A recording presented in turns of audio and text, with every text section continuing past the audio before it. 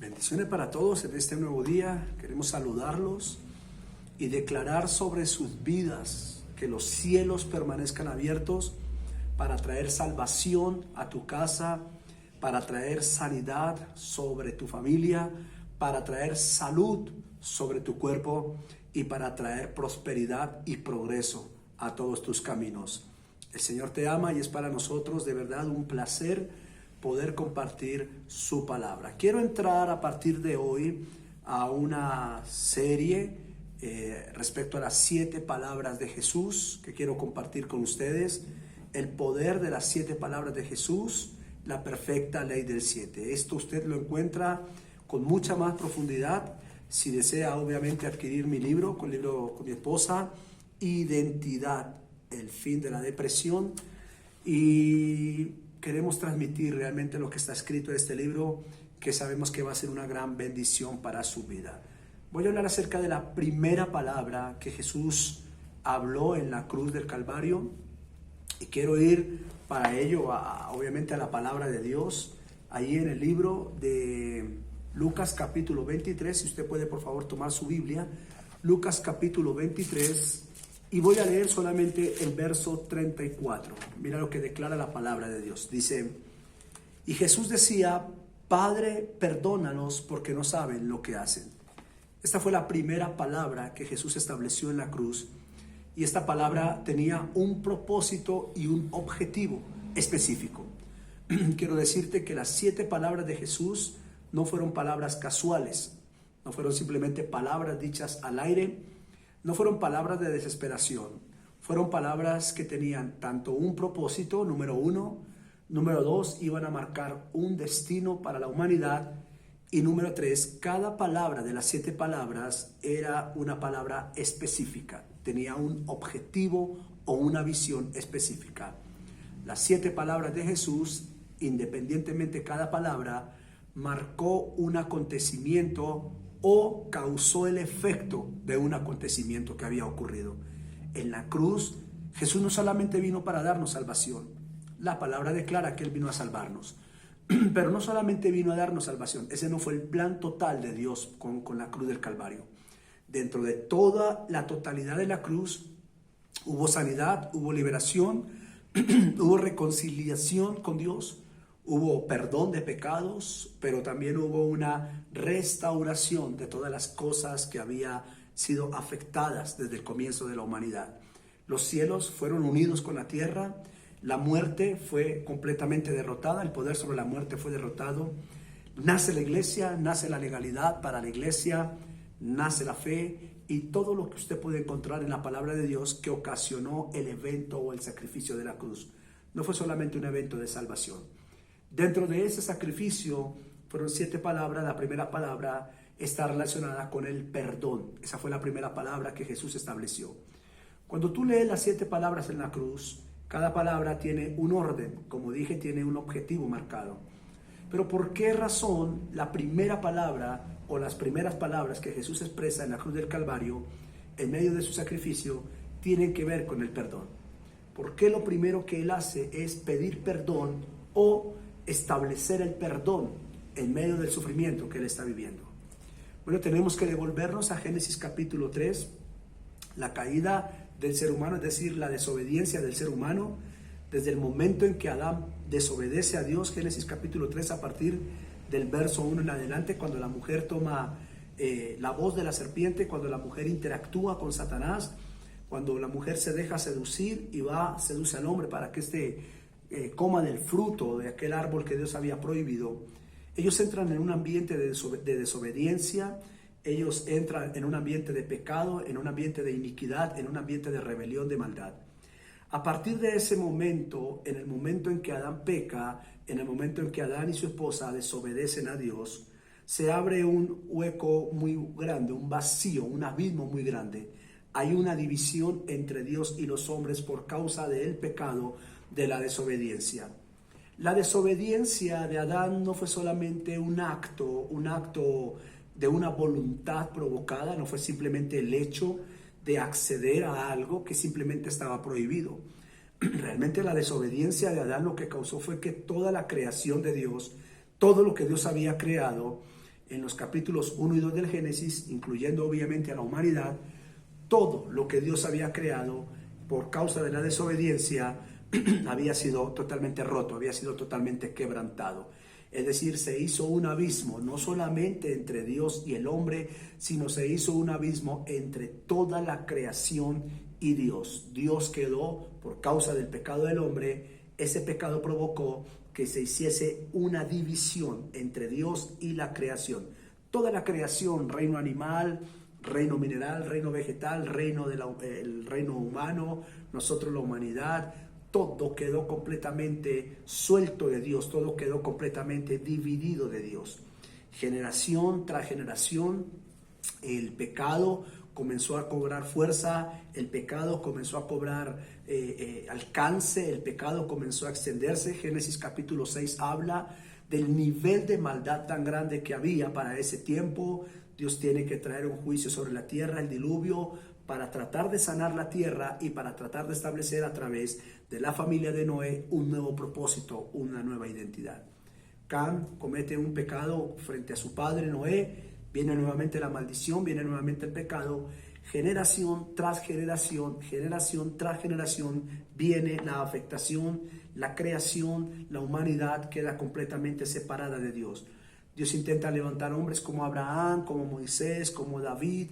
Dios intenta levantar profetas, levanta una nación, hace una nación, divide a una nación, Israel de todas las naciones, se hace de una familia a través de Génesis 12, Abraham, pero independientemente de todo eso, el hombre seguía fallando. Los hombres que Dios levantaba no podían cumplir ese propósito de restaurar todas las cosas, de restaurar la humanidad, de volver la humanidad al corazón de Dios, de hacer que la creación fuese nuevamente restaurada. En el libro de Oseas, si tú me permites leer el capítulo 6, el verso 7, declara el libro de Oseas: como Adán han transgredido el pacto, allí me traicionaron.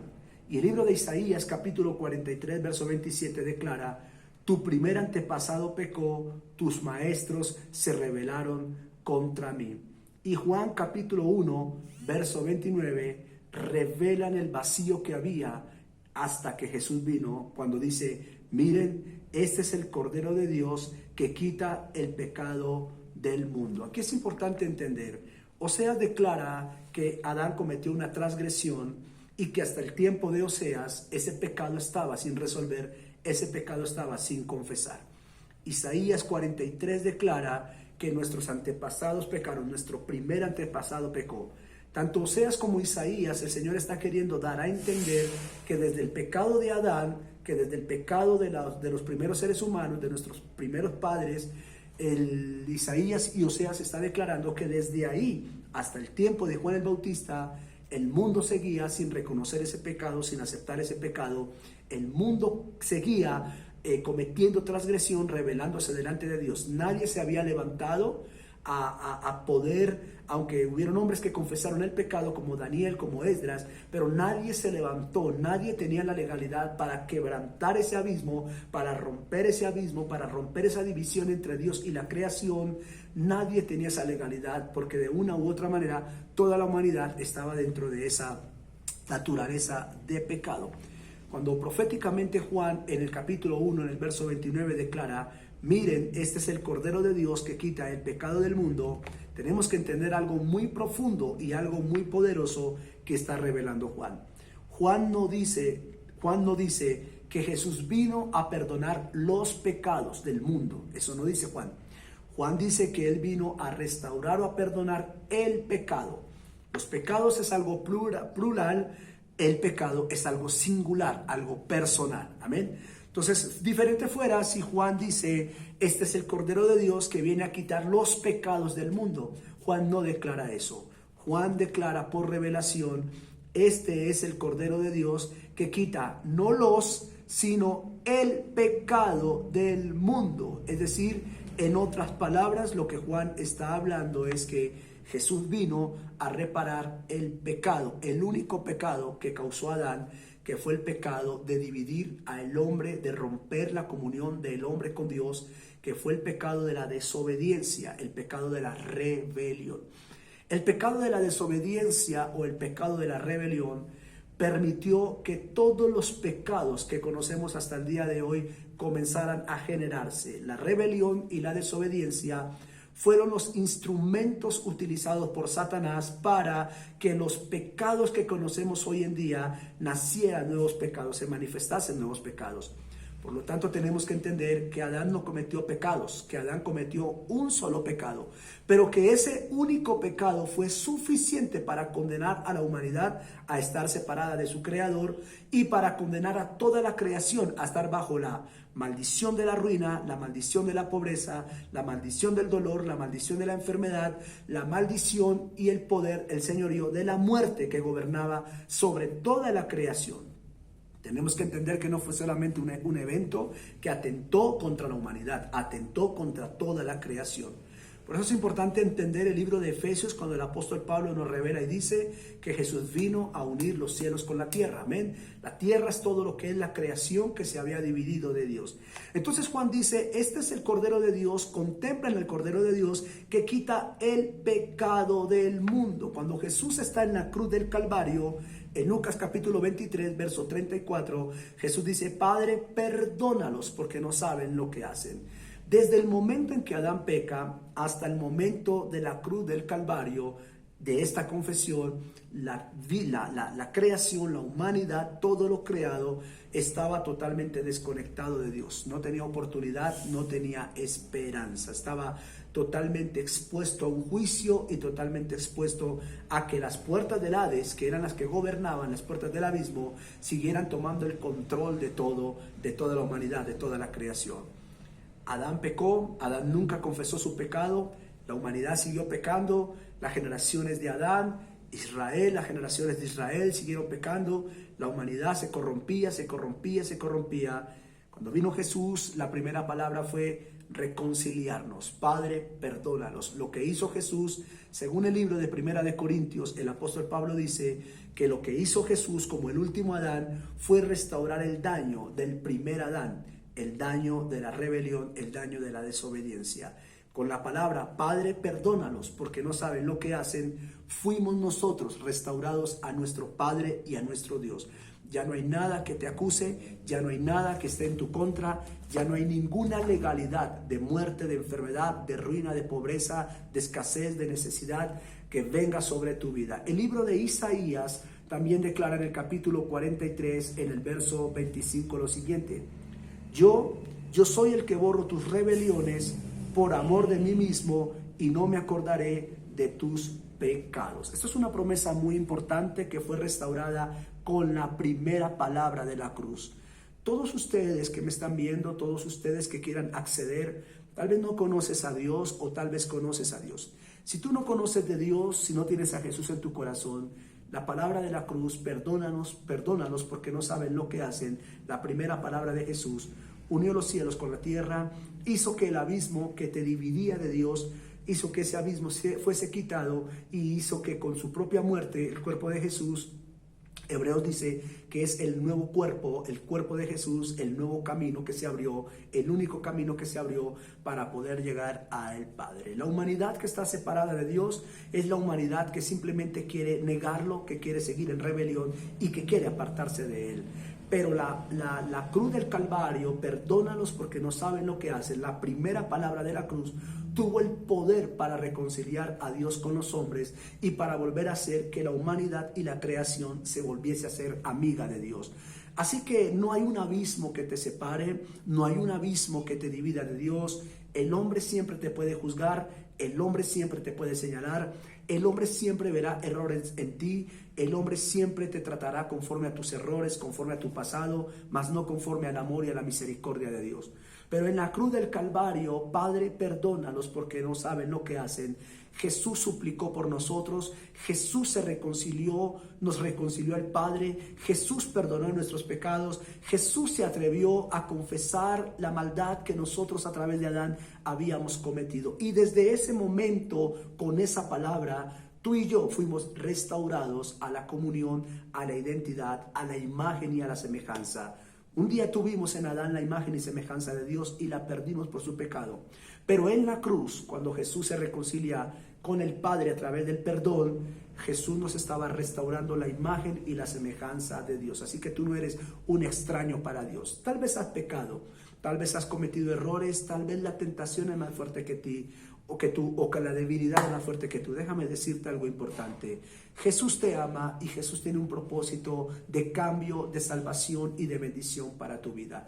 Él te perdonó en la cruz del Calvario. No hay un solo pecado, no hay iniquidad y no hay rebelión por encima de la confesión que Él hizo. Hoy puedes simplemente inclinar tu rostro, doblar tus rodillas o levantar tus manos, abrir tu corazón y pedirle perdón al Señor.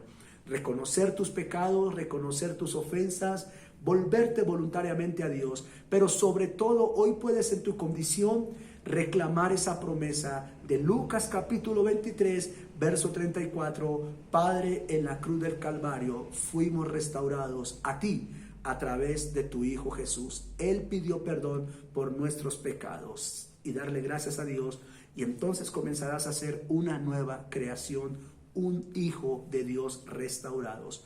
Oro para que el Señor abra tu entendimiento, oro para que el Señor te bendiga, oro por todos aquellos que se han apartado del Señor, que en su debilidad lo han negado, que en su tentación han pecado. Oro para que el Espíritu de Dios te levante, te fortalezca, quite los velos de tu entendimiento para que puedas ver a Dios, ver ese amor tan maravilloso que te está esperando. Oro por los que están firmes para que no caigan, que el Espíritu Santo les siga dando fuerzas como de búfalo, y oro por todos aquellos que no conocen a Dios. Mi oración es por ti principalmente, para que el Espíritu Santo de Dios te dé un encuentro personal con Él, para que el amor del Señor venga sobre ti y para que tú puedas entender que no hay nada más grande que el sacrificio de Jesús, que ese sacrificio borró toda mancha y borró todo pecado. Simplemente dile al Señor que te perdone, reconoce la salvación de Jesús y a partir de ese momento no habrá nada de condenación para ti. La Biblia dice, ninguna condenación hay para los que están en Cristo Jesús. El Señor les bendiga, el poder de la cruz, la perfecta ley del 7. Padre, perdónalos porque no saben lo que hacen. Muchas gracias.